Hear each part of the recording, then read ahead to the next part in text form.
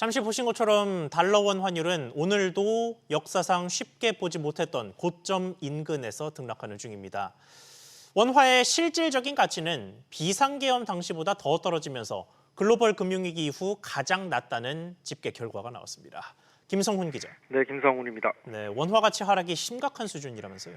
네, 국제결제은행 BIS에 따르면 지난달 말 기준 원화의 실질 실효 환율은 89.09로 한 달 전보다 1.44포인트 하락했습니다.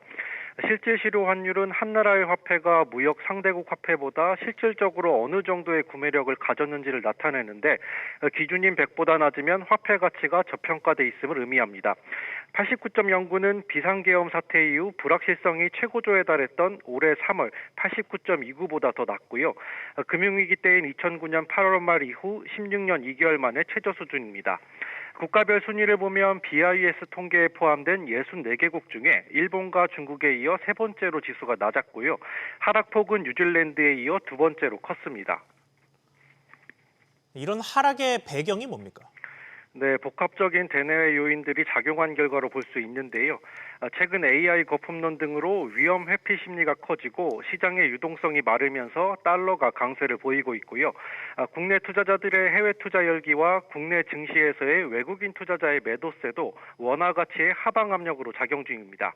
여기에 관세 협상에 따른 대미 투자 확대로 달러 유출 우려가 여전한 데다가 통화량 증가와 정부 재정 악화 등도 원화 약세의 배경으로 꼽힙니다.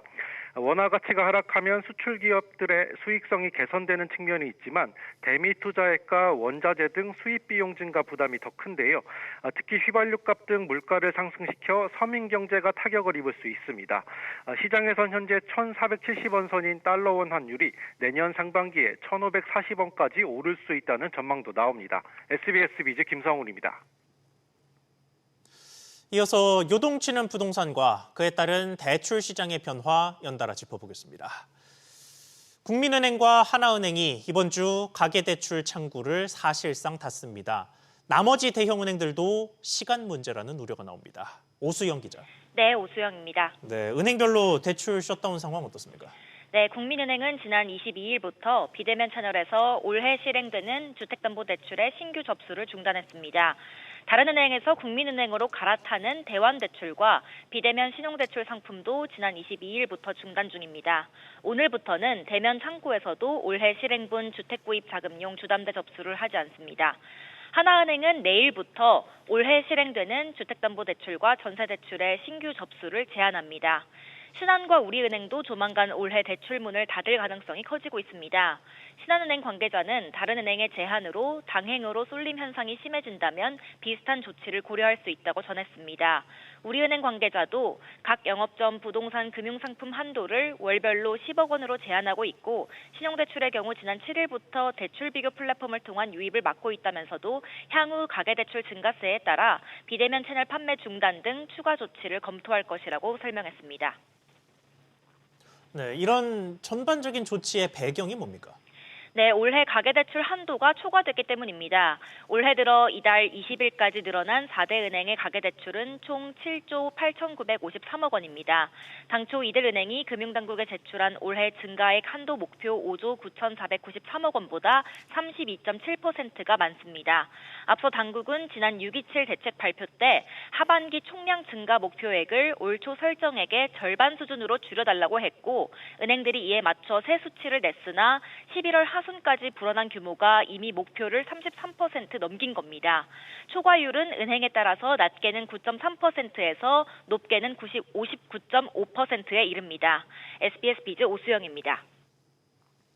자, 그렇다면 은행들은 왜, 어디서 이렇게 대출 목표치를 빨리 채웠을까요? 국내 연구기관의 집계 결과 이변 없이 서울의 주택담보대출이 대거 몰린 것으로 나타났습니다.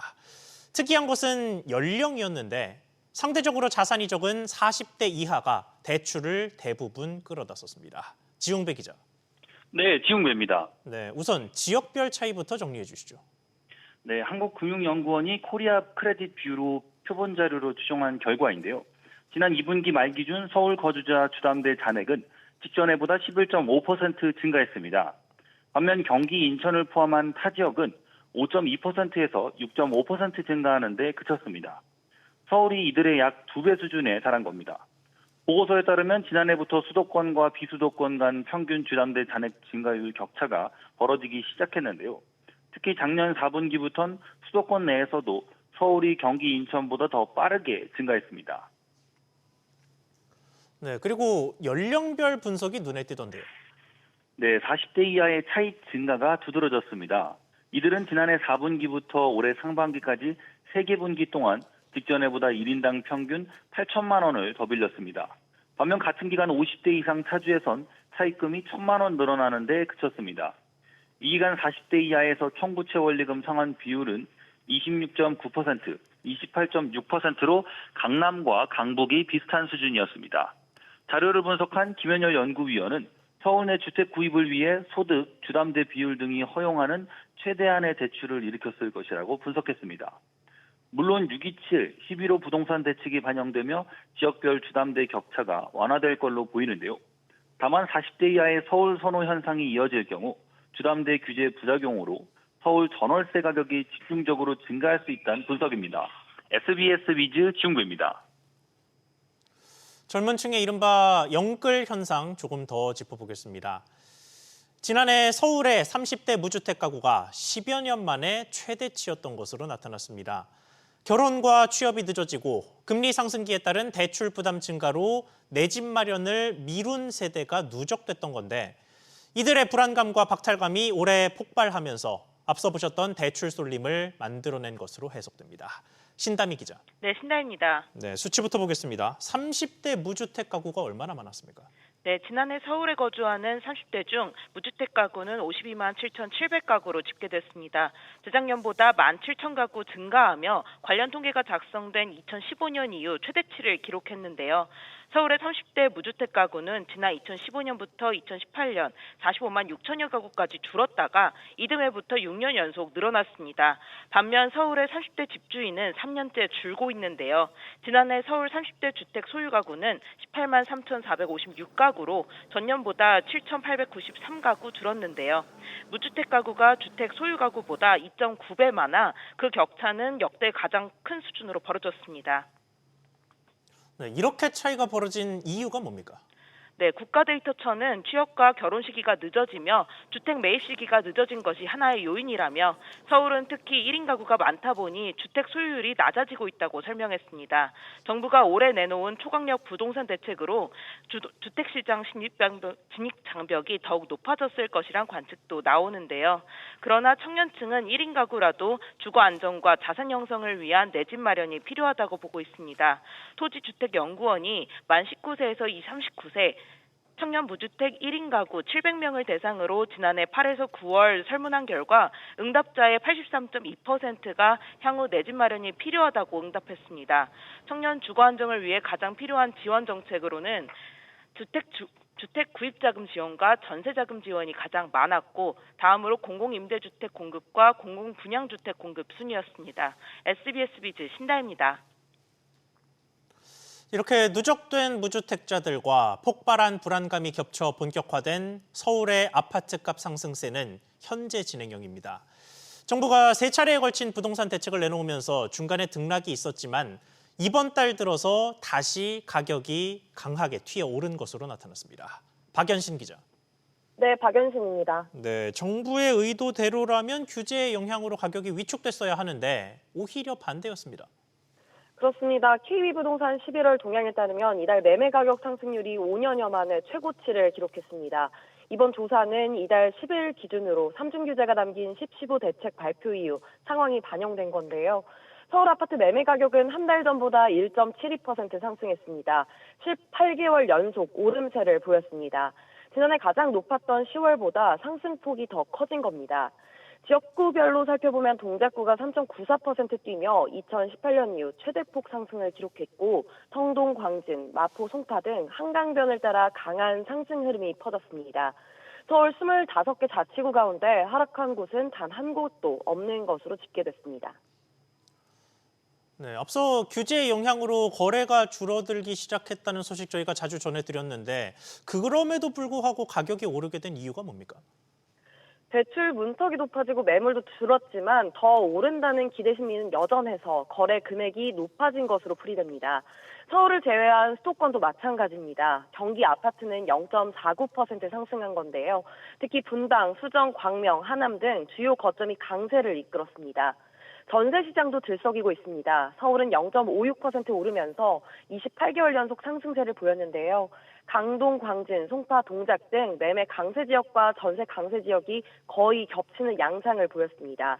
매매 가격과 전세 가격이 동반 상승한 건데 공급 부족에 대한 불안 심리가 맞물린 흐름을 보인 겁니다.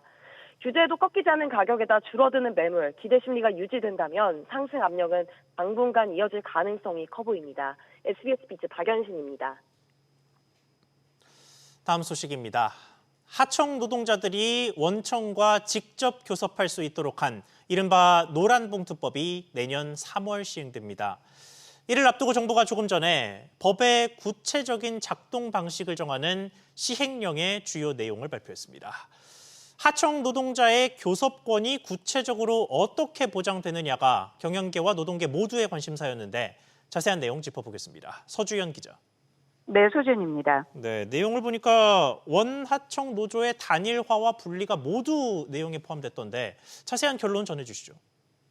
네, 고용노동부는 노동위원회의 교섭단위 분리 통합 결정 기준을 확대하는 내용의 노동조합법 시행령 일부 개정안을 내일부터 내년 1월 5일까지 입법 예고한다고 밝혔습니다.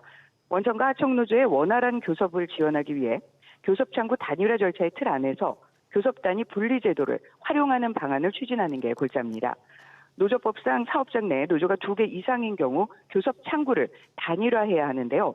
이를 두고 노동계가 소수 노조의 교섭권을 저해야 한다고 반발함에 따라서 개별 교섭권을 일부 인정해준다는 취지입니다. 이에 교섭단위 분리 제도를 통해서 노사 자율 합의가 어려울 때 이 노동위원회가 근로 조건, 고용 형태, 교섭 관행 등을 바탕으로 교섭 단위의 통합 또는 분리를 결정하게 됩니다. 네, 이와 관련해서 노사 모두 반발이 있다면서요? 네, 그렇습니다. 노동계는 교섭창구 단일화 자체를 소수 노조의 참여를 배제한다는 이유로 줄곧 반대해 왔는데요.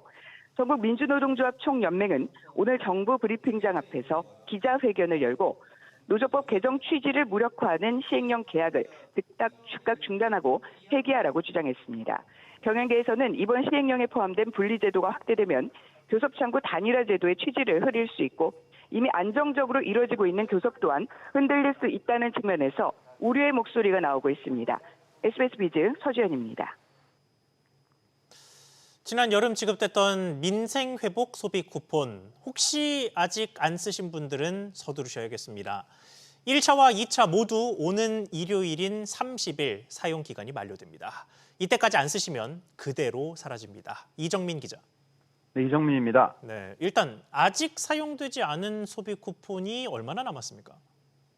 네, 지난 16일 자정 기준 소비 쿠폰 잔액은 2,281억 원입니다.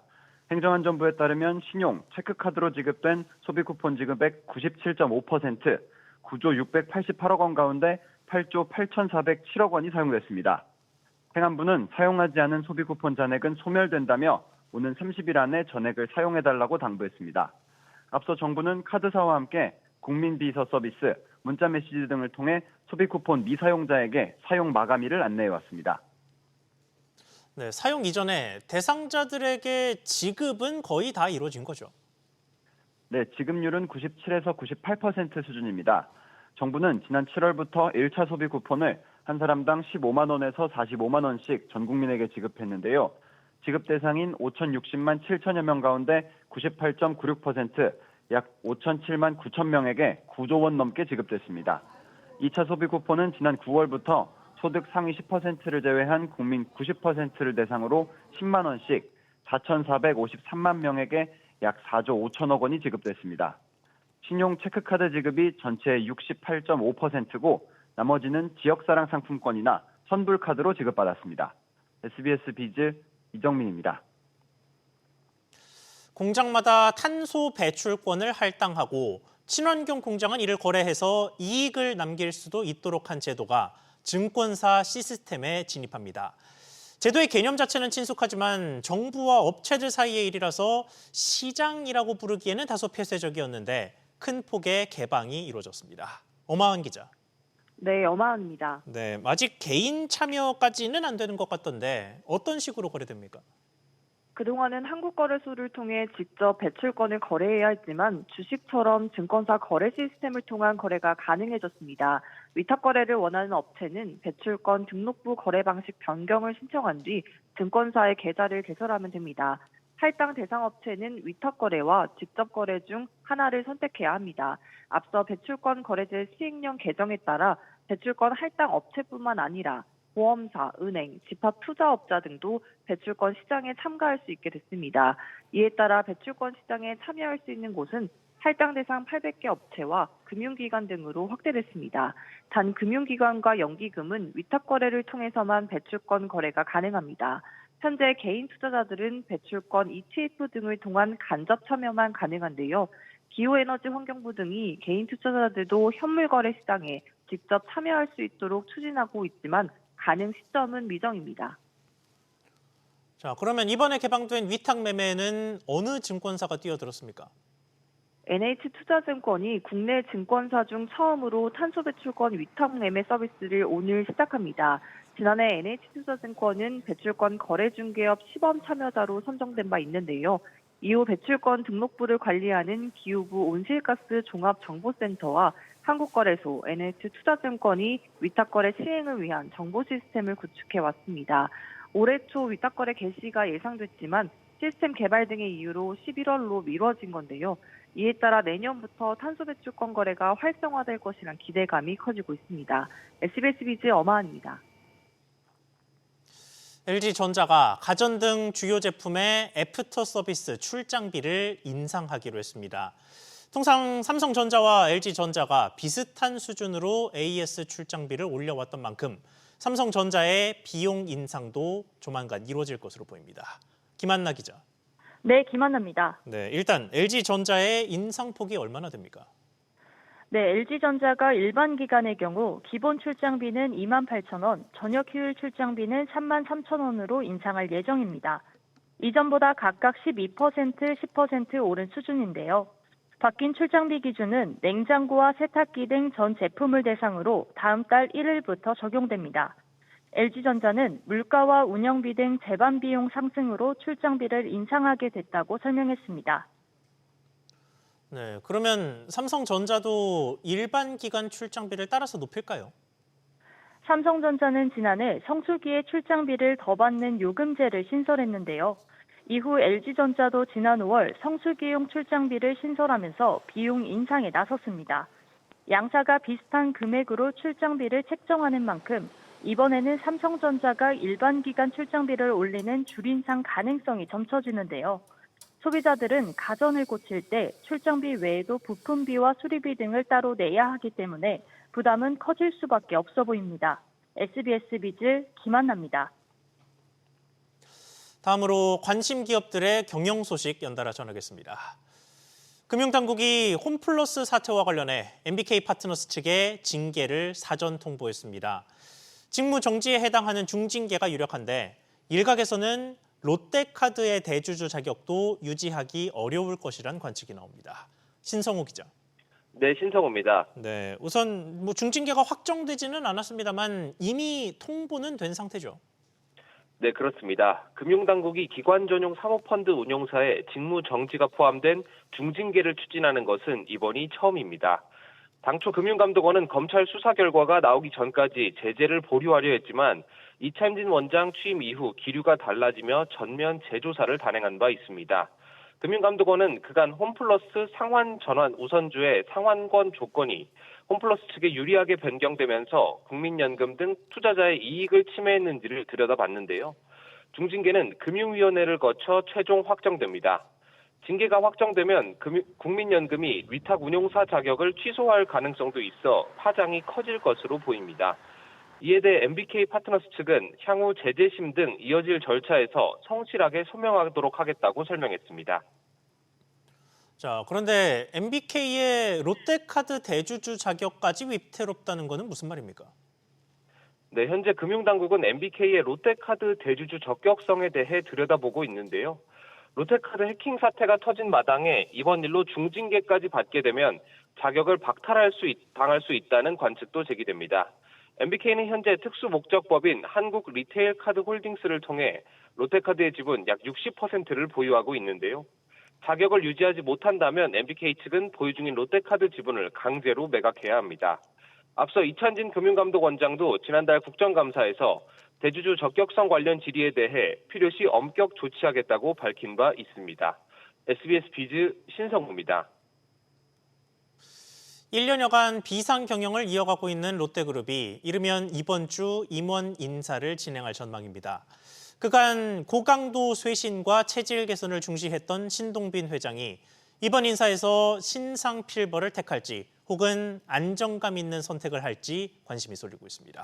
최윤하 기자. 네, 최윤아입니다. 네, 우선 이번에 임기가 끝나는 CEO들의 면면부터 짚어볼까요? 네, 쇼핑 유통 계열을 총괄하는 김상현 롯데 유통군 HQ 부회장과 정준호 롯데백화점 대표가 내년 3월 임기 만료를 앞두고 있습니다. 내수 부진 영향으로 롯데 쇼핑은 실적 부진을 이어가고 있는데요. 올해 들어 3분기 누적 실적을 보면 매출과 영업이익 모두 각각 2%대 감소했습니다. 다만 백화점은 최근 외국인 관광객 수요가 늘고 연말 성수기에 접어들면서 업황이 개선을 보이고 있습니다. 화학군의 경우 지난해 13명 중 10명이 대거 교체된 만큼 올해는 인사폭이 크지 않을 전망이고 부동산 경기 둔화에 고전한 롯데건설 역시 조직 안정화에 초점을 맞출 거란 관측입니다. 네, 그리고 신동빈 회장의 장남이죠. 신유열 부사장의 승진 여부도 관심사입니다. 네, 신유열 부사장은 거의 매년 직급이 올라 올해도 승진할 가능성이 높다는 분석입니다. 신 부사장은 지난 2020년 일본 롯데에 입사해 2022년 롯데케미칼 일본지사 상무, 2023년 롯데파이낸셜 대표이사, 지난해 롯데지주 부사장에 올랐습니다. 이런 가운데 신 회장은 하반기 사장단 회의에서 강도 높은 체질 개선을 주문한 바 있는데요. 최근 세븐일레븐과 롯데칠성음료, 롯데멤버스 등 상당수 계열사들이 희망퇴직을 진행하는 등 조직 개편과 재무 개선 작업이 진행되고 있습니다.